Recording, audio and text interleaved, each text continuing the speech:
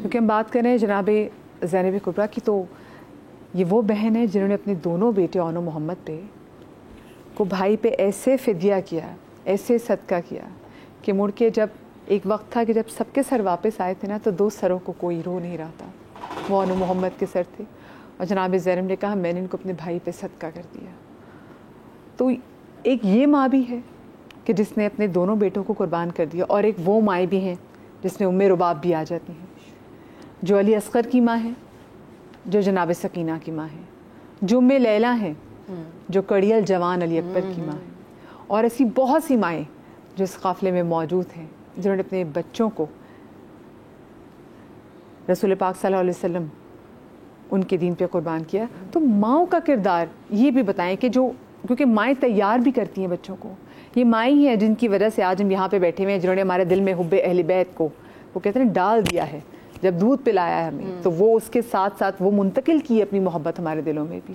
تو ان ماؤں کے کردار کے حوالے سے بات کریں کہ جن ماؤں نے وہ بچے تیار کیے کہ جنہوں نے بعد میں امام حسین علیہ السلام کا ساتھ بھی دیا، اور وہ بچے بھی تیار کیے جنہوں نے آ کے پہ شہادت بھی دی۔ یہاں پہ دیکھیں، اگر ہم ماؤں کے کردار پر بات کرتے ہیں نا تو سب سے پہلے میں بات کروں گی جناب خدیجہ کی، جنہوں نے ایک ایسی ماں کو تیار کیا ہے جو اب ان نفوس قدسیہ کو اس دنیا میں لانے والی ہیں کہ جو دین پر قربان ہونے والے ہیں۔ جناب خدیجہ نے تربیت فاطمہ جس طرح سے کی ہے، اور پھر جناب فاطمہ نے جس طرح سے اپنی اولادوں کی تربیت کی ہے، تاریخ میں ایسی مثال نہیں ملتی ہے۔ ایک چھوٹی سی بچی ہے جو دیکھتی ہیں کہ جب باپ کے اوپر کچھ چیزیں ڈالی گئی ہیں تو وہ ایک 6 سال کی 7 سال کی بچی اسے ہٹا رہی ہیں، یہ وہ ماں ہیں جو اب تربیت کرنے والی ہیں جناب حسین کی۔ تربیت کا اندازہ آپ اس بات سے لگا لیں کہ جب کچھ چیزیں آئی ہیں اور ایک پردہ لگا دیا گیا ہے دروازے پر، خوبصورت پردہ، اور کنگن چاندی کے بچوں کو پہنائے گئے ہیں، اور رسول کو پتہ چلتا ہے اب یہ تربیت ہے، تو کنگن بھی اتار دیے گئے ہیں اور پردہ بھی ہٹا دیا گیا کیونکہ بابا کو پسند نہیں ہے، اور رسول نے کہا کہ اب ان کو ہاتھی کے دانت کے کنگن بنا دو۔ بچے جو ہوتے ہیں نا، بہت ہم اپنی جتنی بھی چیزیں ہوتی ہیں نا ہم سائڈ پہ کر دیتے ہیں، ہم کہتے ہیں ہمارے بچے کو یہ بھی میسر آ جائے، ہمارے بچے کو یہ بھی میسر آ جائے، اور یہ وہ بچے ہیں جو جنتی نوجوانوں کے سردار ہیں۔ اب آ جائیے اس سے آگے کی طرف آتے ہیں، کیونکہ یہ انا اعطینا کل کوثر ہے، ٹھیک ہے، خیر کثیر ہے۔ ان کی جتنی اولاد ہے نا یہ سارے کوثر والے ہیں، یہ سیراب کرنے والے ہیں، یہ دینے والے ہیں، اور یہ رسول کی محبت کو دلوں میں ڈالنے والے ہیں۔ اب یہ جو حدیث ہے نا، جو اہل بیت کے ساتھ سوار ہوا کامیاب ہو گیا، وہ مائیں وہ کردار ادا کر رہی ہیں کربلا کے اندر۔ جناب رباب کی اگر میں بات کروں نا تو ابھی میں یہ جملہ پڑھ رہی تھی باہر بیٹھے تو بے اختیار میری آنکھوں میں آنسو آئے یہ پڑھ کر، جناب حسین کا وہ جملہ کہ جس گھر میں رباب اور سکینہ ہو میں اس گھر سے محبت کرتا ہوں۔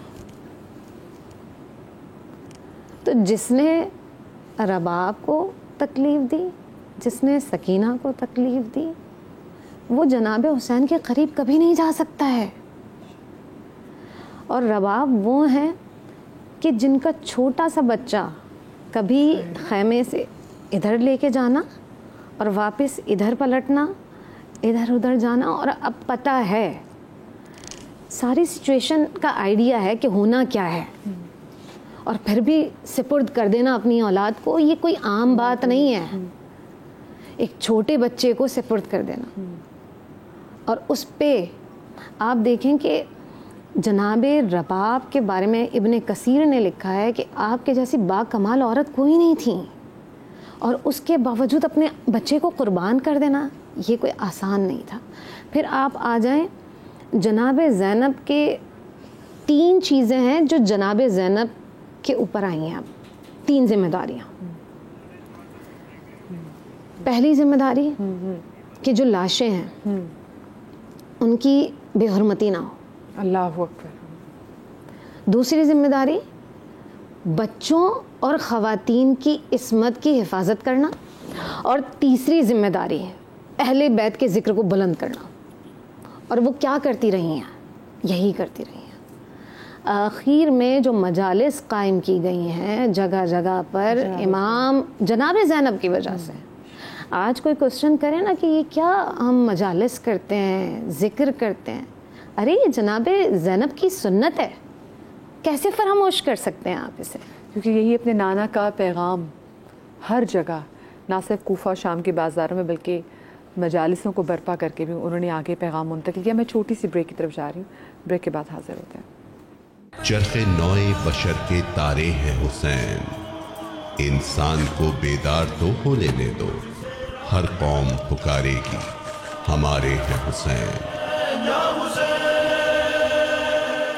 مرد وہ ہیں پرے باطل جو قطر دیتے ہیں، حق جو مانگے تو دل و جان و جگر دیتے ہیں.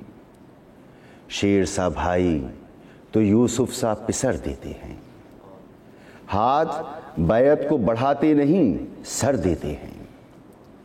آتش مرگ میں بے خوف و خطر جاتے ہیں، آنچ آتی ہے جو عزت میں تو مر جاتے ہیں.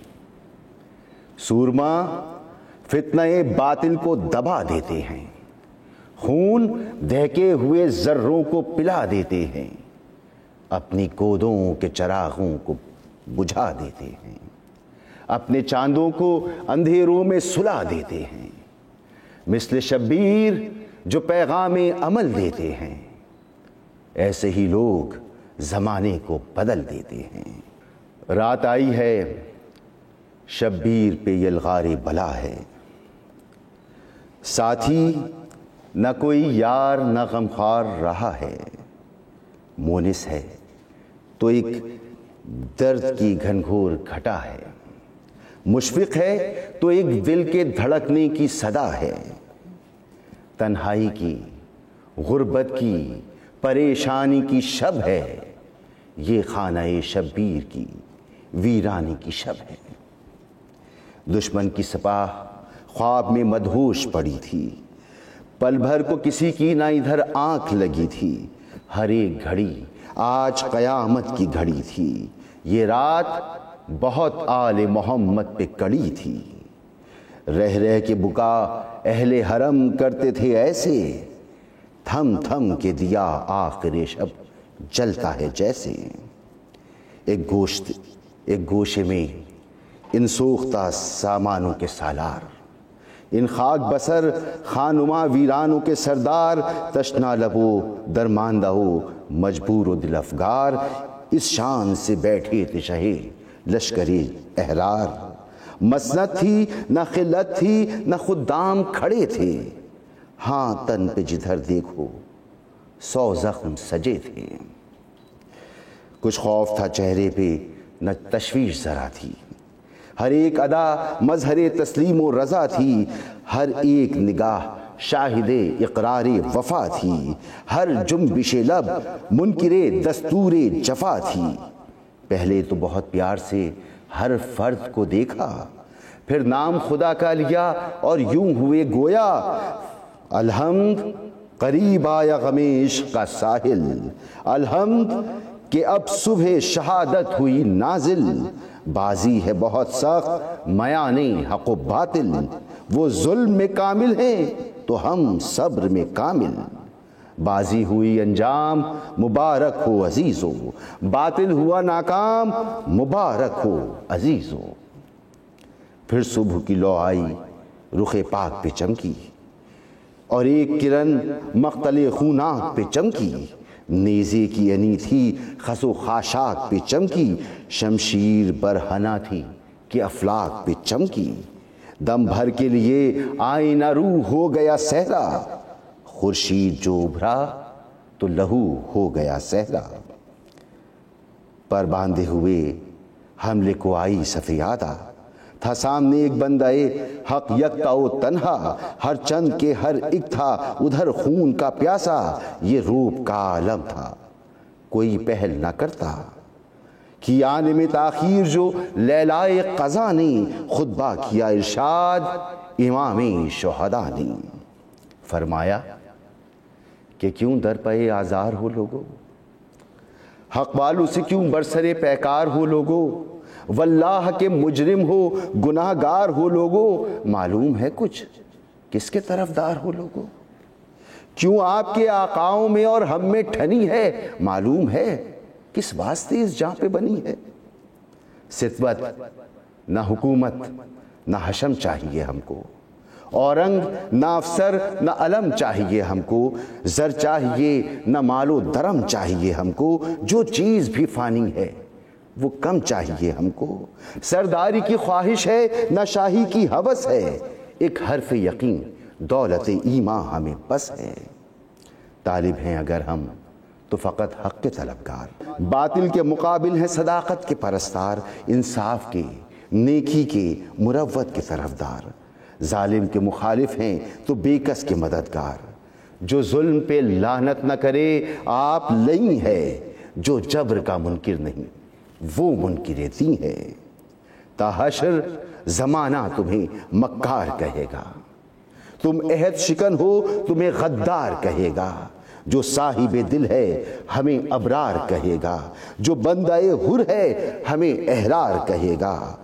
نام اونچا زمانے میں ہر انداز رہے گا، نیزے پہ بھی سر اپنا سرفراز رہے گا، کر ختم سخن محو دعا ہو گئے شبیر، پھر نعرہ زنا محو وغا ہو گئے شبیر، قربانی رہے صدق و صفا ہو گئے شبیر، خیموں میں تھا کوہرام جدا ہو گئے شبیر، مرکب پہ تنے پاک تھا اور خاک پہ سر تھا، اس خاک تلے جنت فردوس کا در تھا۔